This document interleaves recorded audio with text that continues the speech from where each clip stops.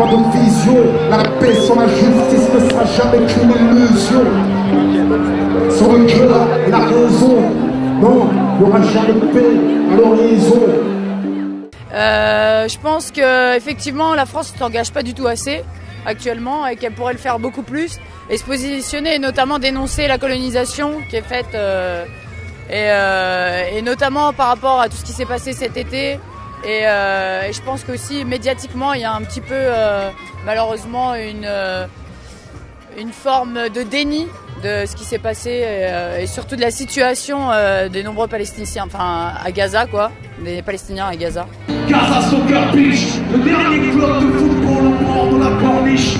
Alors moi je suis allé des deux côtés, donc forcément on atterrit à Tel Aviv, mais après je suis un peu passé donc dans ce qu'on appelle territoire occupé, Ramallah, j'ai fait Hébron, et c'est vrai qu'il y a vraiment des villes où c'est choquant parce qu'on voit vraiment enfin voilà, il y a des populations qui sont totalement mises de côté et puis aussi on voit ces colonies qui sont si choquantes.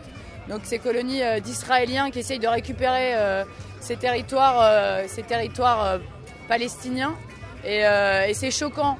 C'est vrai que c'est choquant et là, quand on en repart que plus convaincu qu'effectivement il y a un problème.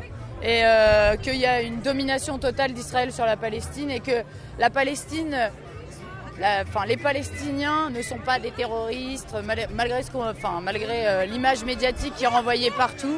Voilà, on dit le Hamas, etc. Mais dans le Hamas, effectivement, on appelle ça un groupuscule un groupe terroriste, mais c'est pas forcément du tout le cas. C'est aussi des gens qui sont arrivés à ces actions parce qu'il n'y a plus trop d'autres moyens de le faire pacifiquement. Et voilà, je ne soutiens pas non plus toutes les actions du tout du Hamas, mais bon, au bout d'un moment, quand on est dans une lutte, des fois on prend les armes qu'il y a et malheureusement, des fois, c'est la violence et c'est triste d'en arriver là. Sans le cœur et la raison, non, il n'y aura jamais de paix à l'horizon. Oui, je pense que ouais, c'est important qu'ils aient un État. Je pense que ça pourra se finir. Cette guerre éternelle depuis maintenant plusieurs décennies, ça pourra se finir que par ça, que par deux États. Moi je pense pas, deux États, je pense que c'est ça qu'il faut, c'est deux États.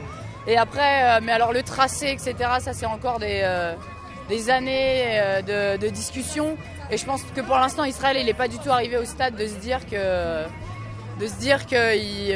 et d'émettre la possibilité qu'il y ait un autre État malheureusement, mais oui je suis prête à m'engager pour ça.